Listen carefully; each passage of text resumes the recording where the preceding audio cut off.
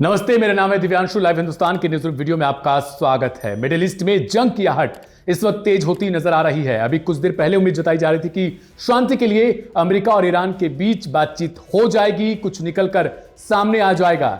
लेकिन अमेरिका का जो न्यूक्लियर पावर्ड वॉरशिप है अब्राहम लिंकन, जब वो ईरान की तरफ बढ़ने लगा, मिडिल ईस्ट की तरफ तेजी से बढ़ने लगा, तो ईरान ने अपने शाहिद ड्रोन को भेजा निगरानी के लिए। और निगरानी के दौरान एक खबर निकलकर सामने आई कि यूएस नेवी के F-35 जेट ने ईरान के शाहिद ड्रोन को वो मार गिराया। हालांकि कुछ देर तक इसको लेकर तनातनी चलती रही कि क्या वास्तविकता है इस खबर में। इमरान जी, बहुत स्वागत है आपका। जो ये खबर निकलकर सामने आ रही है, कुछ एआई इमेजेस अभी हम दिखाएंगे, उसमें कितनी सच्चाई है और आगे क्या कुछ कहा जा सकता है फिलहाल?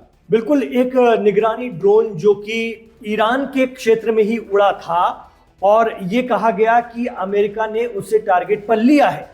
लेकिन जो बातें सामने आई ईरान की तरफ से, ईरान की मीडिया की तरफ से, उनका कहना है कि हमारा एक ड्रोन जो टोही ड्रोन था वो अपना लक्ष्य हासिल करके, जो उसका लक्ष्य था, जो उसको काम दिया गया था, उसने पूरा करके हमें जो चाहिए था वो दे दिया है।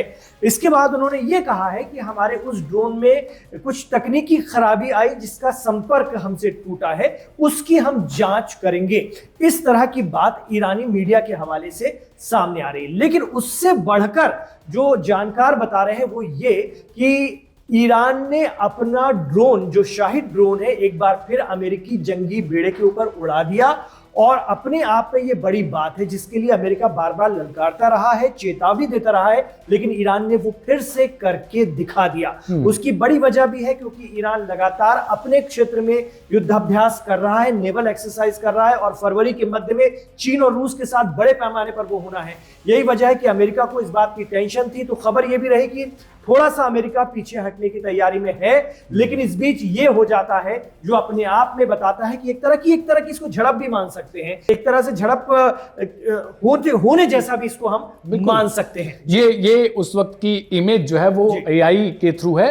हालांकि ये उस वक्त की जो चीजें हुई थी उनको बताने के लिए बहुत काफी नजर आ रहा है। शाहिद ड्रोन जिसका जिक्र किया जा रहा है, और दूसरी तरफ ये देख सकते हैं जो F-35 नेवी अमेरिका की है उसकी तरफ से किस तरीके से जो है वो शूट किया गया उसे, और ये जंगी बेड़ा जो है वो आपको नजर आ सकता है। इसके साथ साथ एक खबर जो है वो बहुत ज्यादा सुर्खियों में है, जिसकी चर्चा हम करने के लिए आज आपके सामने उपस्थित हुए हैं। वो खबर ये है, जेरूसलम पोस्ट की ये खबर बता रही है कि यूनाइटेड स्टेट्स के प्रेसिडेंट ट्रंप जो हैं उन्होंने साइन किया है बजट $4 बिलियन का यूएस कांग्रेस के थ्रू।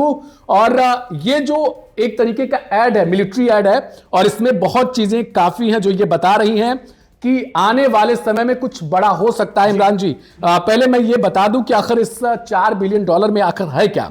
तो $3.8 बिलियन का जो यूएस की तरफ से मदद दी जा रही है इसराइल को, उसमें उन्हें आयरन डोम के साथ साथ एरो डिफेंस, जो उनका एयर डिफेंस सिस्टम है, उसके लिए जो एक तरीके की मिसाइल्स होती हैं वो उसमें शामिल होंगी। इसके अलावा मिलिट्री एड्स होंगी उसमें, वो सब कुछ दिया जाएगा।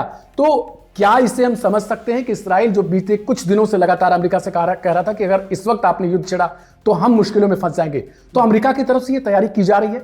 देखिए, इसको दो तरह से समझते हैं।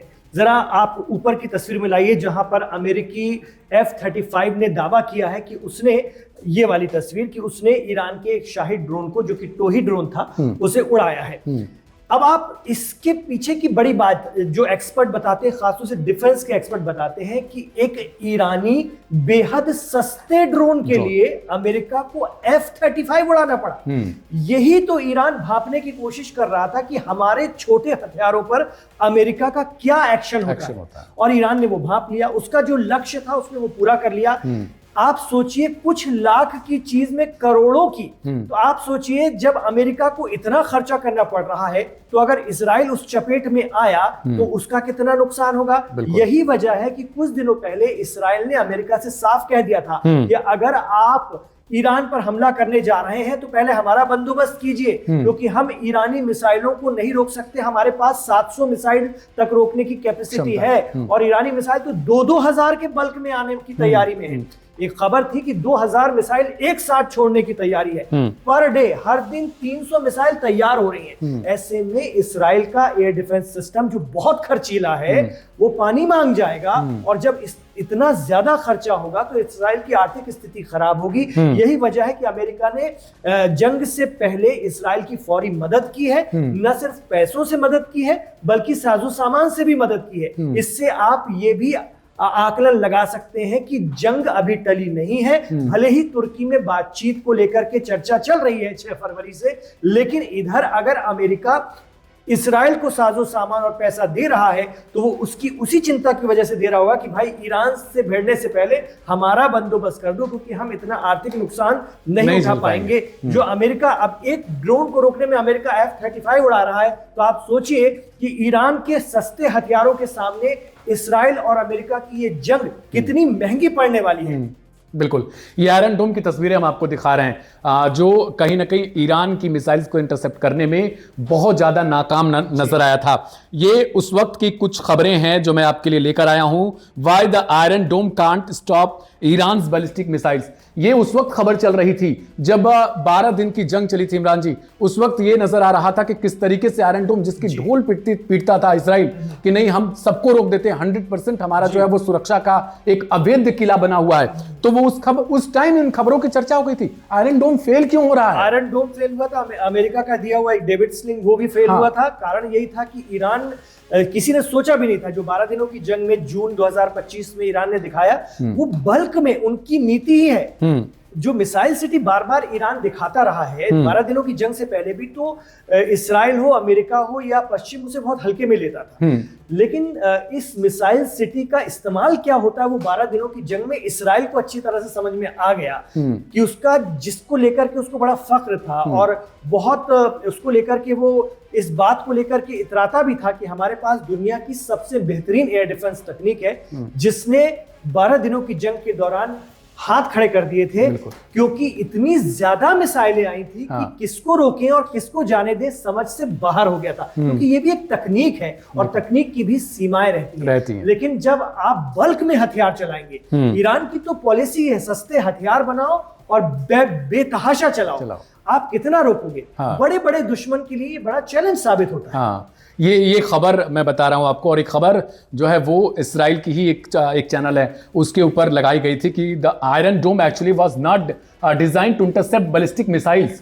ये कोई और नहीं कह रहा है बल्कि अमेरिका के एक बहुत ही वरिष्ठ जो है वो एक तरीके से सलाहकार आप उनको मान ले या फिर एक्सपर्ट भी कह सकते हैं आप। उन्होंने ये बात कबूली थी और उन्होंने कहा था ये जो आयरन डोम है वो इसलिए डिजाइन नहीं है जिस तरीके की बैलिस्टिक मिसाइलें ईरान मार रहा है, क्योंकि बल्क में वो फेंक रहा था एक तरीके से मिसाइलें, और ये इंटरसेप्ट करने में, ये शॉर्ट रेंज के लिए इसके रॉकेट जो है, मोटार्स हैं, उनको रोकने के लिए बनाया गया है। हालांकि इसराइल ने इसको डेवलप किया था कि थोड़ी बहुत ऐसे बैलिस्टिक मिसाइल्स को भी रोक ले। इसके साथ साथ सोचिए कि उस वक्त थर्ड भी लगाया गया था, एरो 2, एरो 3, उसके बाद आयरन डोम लगाया गया था। लेकिन उसके बावजूद ईरान की तरफ से जितनी मिसाइल्स मारी गई, इजराइल उसमें कहीं ना कहीं उसके कई शहर जो है वो पिटते हुए बाकायदा नजर आए थे। तो यही कारण है कि अमेरिका को करीब $4 बिलियन की मदद देनी पड़ी है। जी बिल्कुल, यही वजह है। और इस्राइल को अगर इस जंग में इन्वॉल्व करना दी, कि इस्राइल चाहता तो है कि जंग हो, अमेरिका वापस न जा पाए।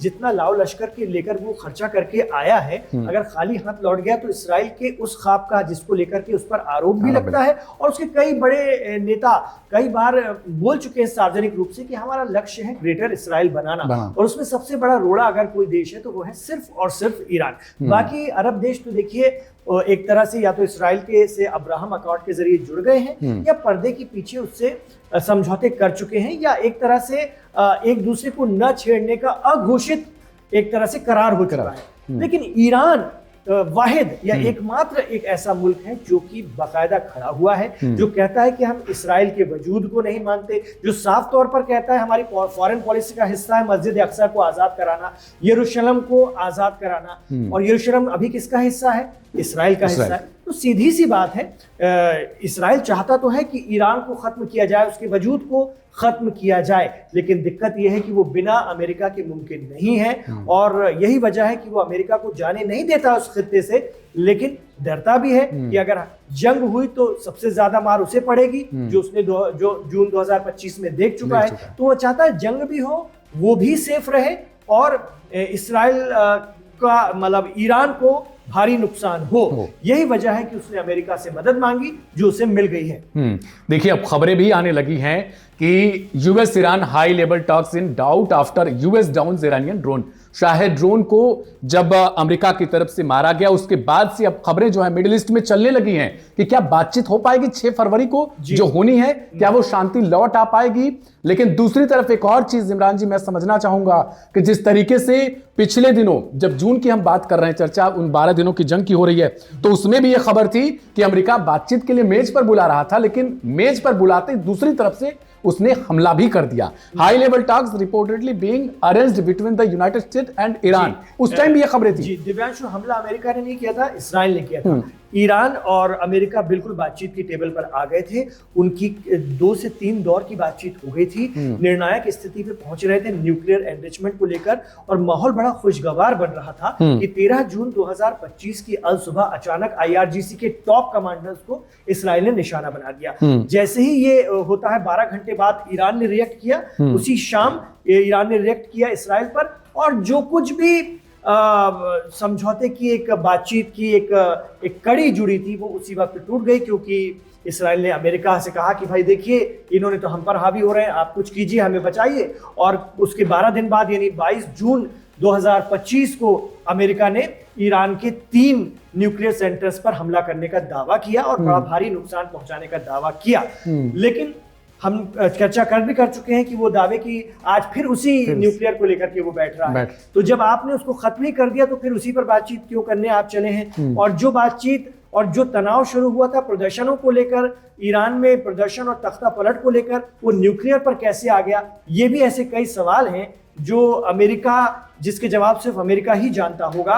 बहरहाल बातचीत अभी शुरू नहीं हुई है, लेकिन उससे पहले शाहिद और F-35 की भिड़ंत हो जाती है और एक तरह की ये अच्छी खासी झड़प है। हो सकता है, हो भी सकता है कि ये बड़ी जंग में बदल जाए। इसके बाद अगर कोई भी रिएक्ट करता है या कोई भी किसी को हिट करता है तो ये युद्ध में तब्दील हो सकती है। तो कुछ भी हो सकता है। और वही खदशा जिसका आप इशारा कर रहे हैं ना कि जब जब समझौते की या बात की तैयारी भी होती है तो इस्राइल या उसकी एजेंसियां, जैसा कि आरोप लगता है, ऐसा कुछ कर देती हैं या करवा देती हैं कि चीजें बदल कर रह जाती। तो हो सकता है ये जो हुआ है आज, ये या मंगलवार की रात को, देर रात को, ये हो सकता है उसी की एक बानगी हो और इसके कुछ भी असरात हो सकते हैं, या फिर इसको नजरअंदाज करके हो सकता है कि 6 फरवरी को दोनों देश तुर्की में अरब और मुस्लिम देशों की गारंटी के साथ फिर से बातचीत की टेबल पर बैठे। इसे ये भी समझ सकते हैं कि इसने कुछ ऐसे क्या इक्विपमेंट लगे होते हैं जो बाकायदा इनकी निगरानी कर रहे हों, देख सकें कि आखिर इस पर क्या क्या मौजूद है, किस तरीके की चीजें हैं। देखिए, अभी कुछ दिनों पहले ही ईरान ने उनके मीडिया ने एक विजुअल चलाया था आईआरजीसी के हवाले से। वो था ईरान की जो सबसे एलीट फोर्स है, पासदारान इस्लाम उसको कहते हैं। उन्होंने कहा था कि भाई हमने तो यूएसएस अब्राहम लिंकन का कोना कोना दिखा दिया और हमारे ड्रोन उसके सबसे नजदीक से उड़े। उन्होंने उसके विजुअल भी दिखाए और ईरानी टेलीविजन चैनल ने उसको दिखाया। बाद में आईआरजीसी ने कहा कि भाई ये अभी के नहीं है, पुराने हैं। लेकिन उन्होंने बताया कि वो ये ऐसा कर सकते हैं। तो जाहिर सी बात है, उनकी तकनीक इतनी एडवांस तो है कि वो ऐसा कर सकते हैं या करने की कोशिश कर रहे होंगे और वो निगरानी कर रहे हैं उनको। और उन्होंने बात साफ तौर पे बार बार कही कि हमारा हक है, हम अपने इलाके की निगरानी तो करेंगे।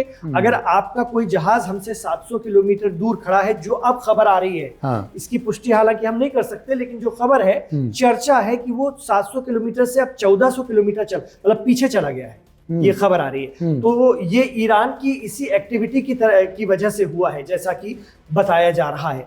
तो वो तो साफ कह रहे हैं कि भाई हम तो निगरानी करेंगे और हम अपने समुद्री क्षेत्र में पूरी निगरानी करेंगे, ये हमारा हक है, आप हमें रोक नहीं सकते। तो इस तरह की खबरें आ रही है। तो इसमें अगर कोई भी अभी हलचल होती है, कुछ ज्यादा कहीं से भी हुआ, चाहे इधर से चाहे इधर से, ये जंग में तब्दील हो जाएगी। लेकिन अगर जो आप बात बता रहे हैं कि खबरें आ रही हैं और ऐसे में अगर अमेरिका इस इंसिडेंट के बाद पीछे हटता है तो कहीं ना कहीं एक ईरान के लिए बहुत मजबूत पकड़ या फिर आप कहें कि प्राथमिक स्तर पर एक जीत के तौर पर भी देख सकते हैं कि अगर आपने एक ड्रोन भेजा, उनकी तरफ से अपनी नेवल फोर्स को उतारना पड़ा और F-35C जैसे जहाज को, उनको फाइटर जेट को भेजना पड़ा उसे मारने के लिए, और उसके बाद आप खुद ही पीछे हट जा रहे हो।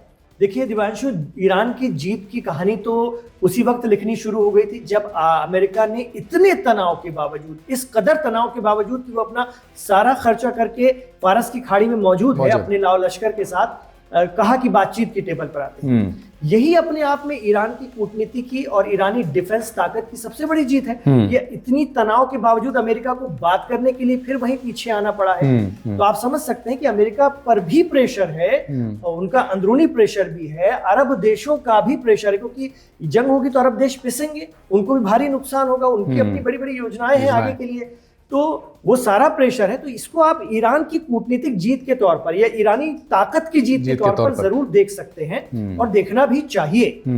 फिलहाल बहुत शुक्रिया आपका इमरान जी, लेकिन सबसे बड़ी खबर यही है कि यूएस की तरफ से $4 बिलियन की जो ऐड है, वो कहीं ना कहीं जो मदद है वो इस्राइल को दिया जा रहा है। और इस बीच जो ड्रोन हमला एक तरीके से आप कह सकते हैं या फिर ड्रोन के थ्रू सर्विलांस करने के लिए ईरान ने जो कुछ भी भेजा और उस पर यूएस की तरफ से अटैक किया जाना भी कहीं ना कहीं अपने आप में इस तरफ इशारा कर रहा है कि जंग शायद होकर ही रहेगी। दूसरी तरफ बातचीत को लेकर भी कहा जा रहा है कि शुक्रवार को हो सकती है, लेकिन खबरें अब ऐसी आने लगी हैं कि यह बातचीत क्या संभव है।